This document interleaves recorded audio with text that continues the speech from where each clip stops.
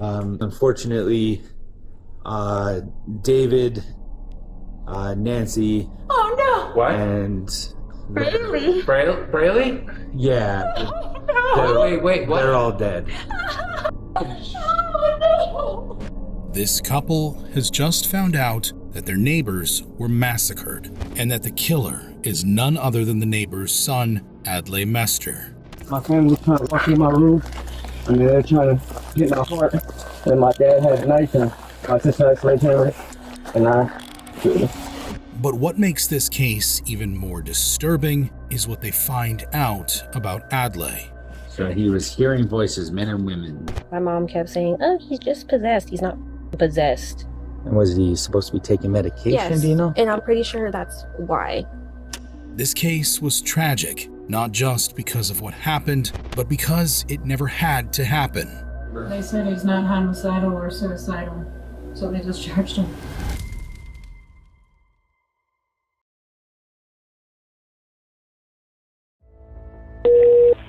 Bernalillo County 911, what is the address of the emergency? Hi, I'm calling about 51 Young Road, Tijeras.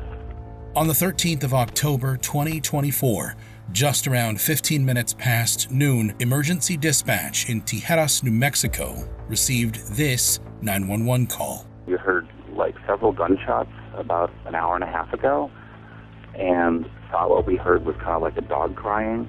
I just went over there and just honked the horn multiple times. It's odd that the father who does the chores over at my property next door hasn't been over to do any of them today. And all 4 cars are there, so we're getting a little bit worried. What you just listened to is the distress call of one Daniel Abrams. For 3 years, he rented his adjacent property to the Mester family under a simple arrangement. Raimundo, the father, would tend to Daniel's animals in exchange for a rent reduction. But today, things did not go exactly as planned. Just after noon, Daniel and his partner, Jennifer Mastropolito, were shocked when they heard gunshots in their neighborhood. Unsure where it was coming from and showing concern for their neighbors, Daniel did the most neighborly thing possible. He immediately grabbed his phone and texted David. At this time of day, David would usually be at their home handling some chores, but his texts went unanswered. Daniel, growing uneasy, drove to the house where he found every car in the driveway, a clear sign the family was home. However, after he honked twice and received no response, Daniel retreated to call 911, a decision that saved his life, but a little too late for the Mesters. When officers arrived minutes later, what they found inside the house was beyond anything Daniel could have imagined. Sheriff's Office! Hello, Sheriff's Office. Yes, sir. How you doing, sir? My family rushed me Rushed you where? in my room What do you mean? with a knife. Come out here real quick then. Yes, sir. What are you talking about, dude? Do you have any weapons on you right now? Yeah, I do. Oh, no, Don't. I do. Go on, turn around. Yes, sir. You're just gonna tell me what's going on, okay? So, Give me a second. My family was trying to walk in my room, and they're trying to get my heart. And my dad had a knife, and my sister had a sledgehammer, and What? I killed them. But however, I found their bodies, and their wounds were healed. Do you want me to show you? 125, so we need additional units code. Okay. I don't know, like, I shot him in the head, and then they're convulsing. They're in their arms. What's the friend? We are 10-4 and we have 1 detained. 10-4, there's possibly 3 individuals deceased in the house. I don't know, like, I shot him in the head, but then they're convulsing. They're biting their arms. What's your parents' names? Nancy, David, What's your name? Adlai. Adlai? Are you okay, man? Yeah, no, I'm honestly shook. You're shook up? Yeah. I got a pistol in him. You have blood on your hands, dude. What's up with that? My dad rushed me, I hit him, and then my mom was like, you need to die. And I was like, what the f? The officers have heard enough. They detain Adlai. Now they have to take on the task of searching the house. Even before they enter, they spot blood on the doorstep. They finally get clearance to search the house, and what they find makes them believe that Adlai has an accomplice. If they're right, the accomplice could still be in the house. We're gonna have one hold on the left. There's stairs to the left. To the right, there's more stairs. He sounded like the family maybe to the right. We're looking for father, mother, and sister, possibly 10-7. Correct? Cool. We're going up? Up.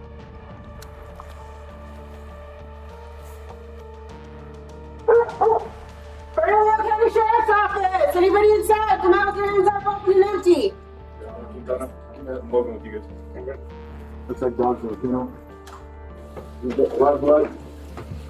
Take left. Sheriff's Office! Clear, coming out.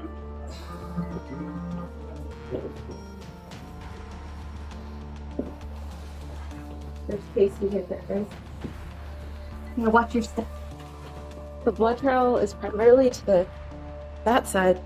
There's some here, but I can't tell if it's paint or, you know?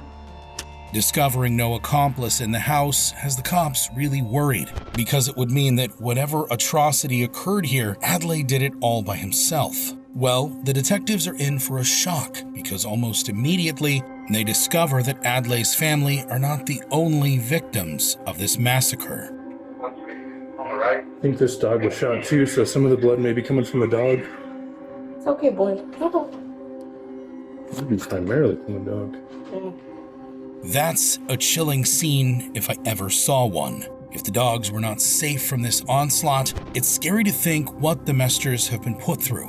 What's worse, they still haven't found any bodies. Interestingly, the blood trails lead them outside the house. That's when something catches their eye. 281 to Oscar. We're in the backyard, dude. Anywhere else specific? Past that second gate on the right. Second gate past the right, and then we see like a ravine. A what?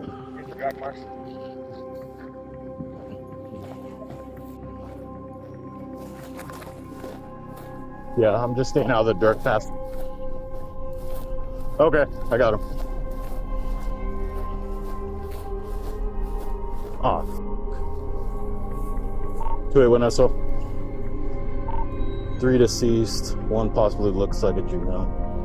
After more than 30 minutes of searching, officers finally discovered the bodies riddled with gunshot and stab wounds stacked over each other. Raimundo, Berta, and Brielle Mester are all confirmed dead. After killing his family, Adlai dragged each body approximately 300 yards away from the house to the location where officers eventually found them. It was clear he had been preparing to bury them, but before the police arrived, he had already begun mopping the crime scene. In cases of familicide where the perpetrator is a family member, it's often assumed that the household might have been toxic or dysfunctional, patterns that neighbors might have noticed. However, what they find after interviewing neighbors is the complete opposite of those expectations. What can you tell us about their demeanor or anything? I mean, did they seem happy? Were they... The Maestras were super dependable, always took care of the animals. In fact, that's actually why I ended up calling, because I had texted all of them. Yeah. And I went out and saw that they had not taken care of the animals this morning, which was totally odd for them, because he's Johnny on the spot with that. David. Yeah. Okay. Yeah, he's couldn't be a nicer person, one of the nicest people ever. Right. So anyway, I went out there. It's the cars haven't been done, and saw all 4 cars. And I texted all of them. I called them. You can see my phone records if you like. The times we know them. We talk to them almost on a daily basis when we walk the dogs. Yeah. Jennifer couldn't have been more wrong. The Mesters appeared to be the picture-perfect family, but beneath their polished exterior lurked a secret, one that violently tore through the surface earlier today. So, basically what we can tell you is unfortunately David, Nancy, and Brielle. Really? Braley? Yeah. Oh, no. Wait, what? They're all dead. Oh, no. Oh, And I was the one. I interviewed Adlai. Adlai, and I arrested him for the 3 murders. What? Why? I wish I had more answers. Oh God! Why Killed would you his not? sister? I know.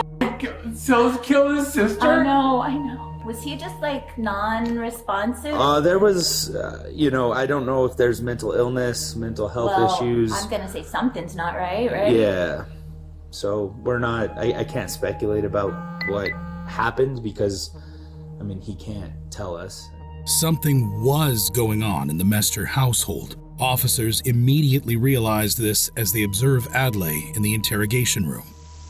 Officer Adriel, Bloodline Jesus, that's not me. I ain't no Adriel, no fractor. How about y'all go ahead, pull some strings, let's make the officer the sheriff, let's make it happen. I don't deserve to spend life in prison over a catastrophe. As bizarre as this sounds, Adlai was speaking to himself. Things would get even more bizarre as officers start the interrogation. You got big things facing you, and you got telecommunications. So next thing you know, like around 9 o'clock. 9:30 or something. So I know you want to talk about all these waves and stuff, and I want to hear about those, okay? But I need to know, do you have any firearms? What kind of firearms? A Glock 19? Is that a 9mm? Okay.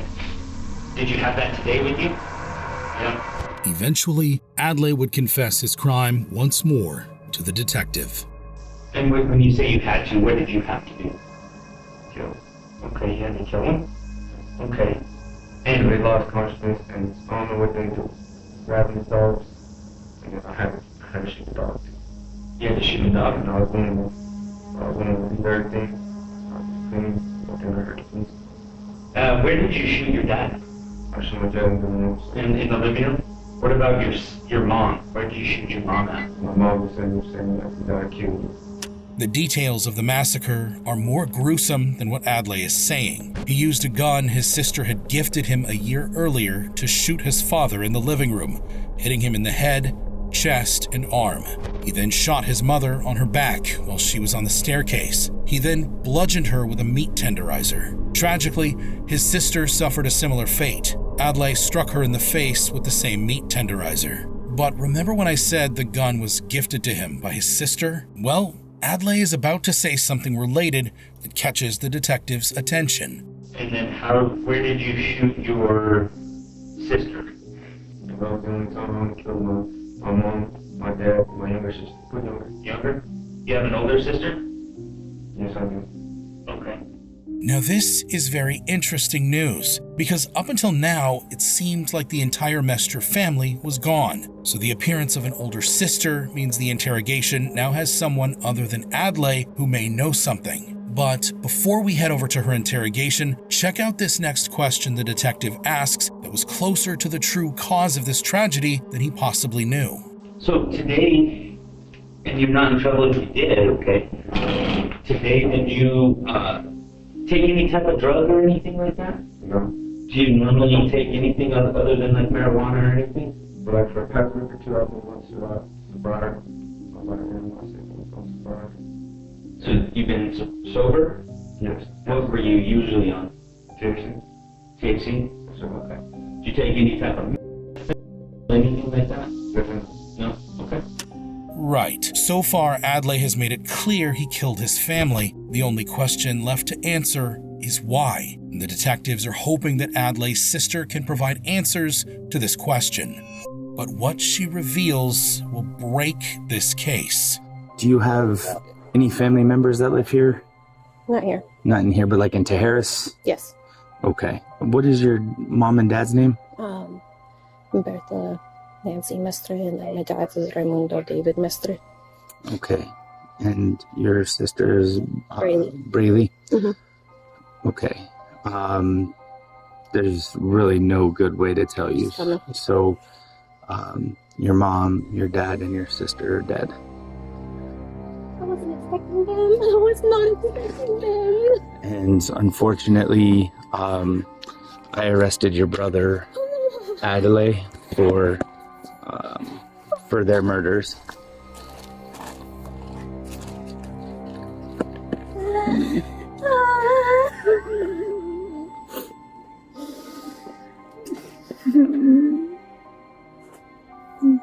So sorry to have to change. It was yesterday. Where was the initial splatter at? It's hard to tell because it was everywhere. What has he said? He said a lot of things. He's clearly having... Yeah, no, I know. There's some issues, definitely. He was admitted to the mental hospital. Yeah, we saw the paperwork. What did he initially say? I was expecting for you guys to tell me that he's dead, not that they're dead. Nancy informed officers that a probable reason for Adlai's murder spree might have been because his family had been pressuring him about his medication. Did he have any... Indications that he wanted to kill him? No. Yeah, okay. No. No, so there was nothing that... Did he hear voices? Yes. Yeah. Okay. And was he supposed to be taking medication, Yes. do you know? And I'm pretty sure that's why. Because even I started getting on his about it. Okay, like Because that he wasn't taking it? Yeah. Oh, okay. And I'm 100% sure that that's why, because they were all probably stressing him about that. My mom had found the pills in the trash. My sister told me that he was starting to act like the way that he was.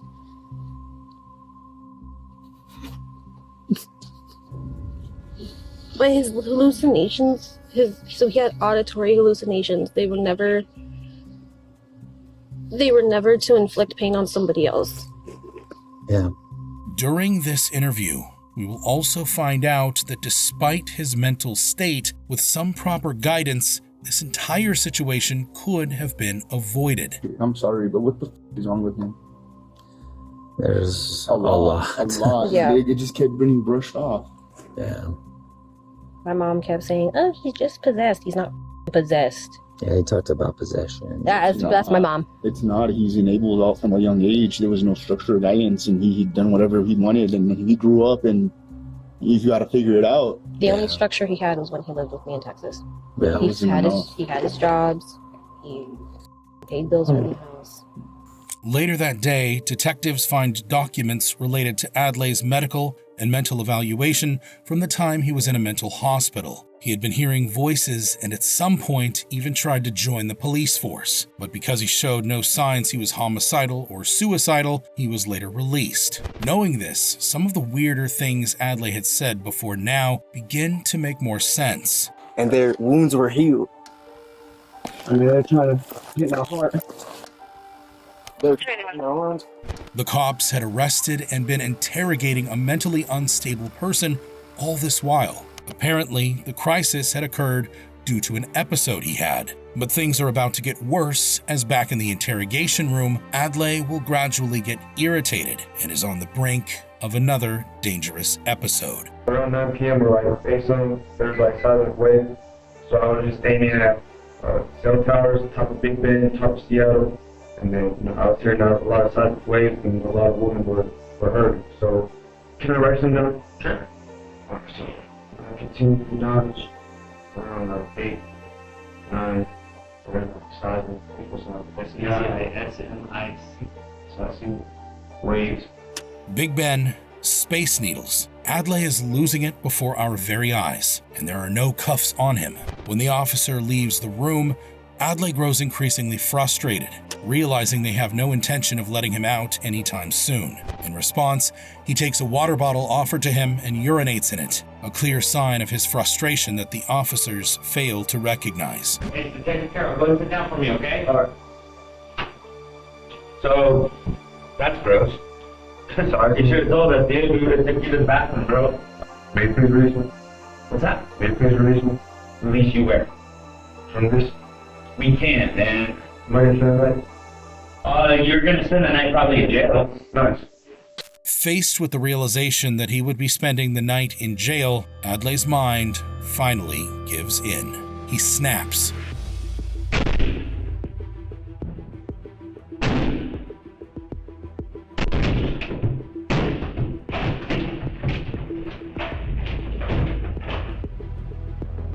course, he didn't get far. Officers quickly chased him down and restrained him. When asked about his actions, Adlai claimed it was Jesus who gave him the strength to break free.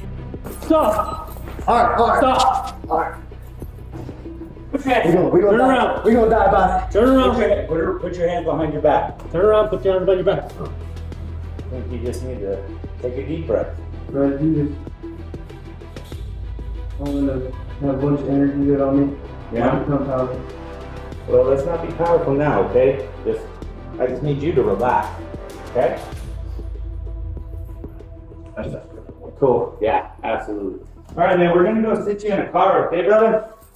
Realizing Adlai as a flight risk, officers restrained him and expedited the process of transferring him to jail. Adlai was later charged with an array of offenses, including 3 counts of first-degree murder, 4 counts of tampering with evidence, extreme cruelty to animals, escape from police custody, and criminal damage to property. During the court proceedings, before he was sent to a mental hospital, Adlai made one final outburst towards the judge. I have a lot I have to say. May the media please get pictures of the corpses because my father was throwing this up and my mother was throwing this up. And their wounds were healed and blackened. May the media, may you please release the photos to the media because I'm fighting for my life.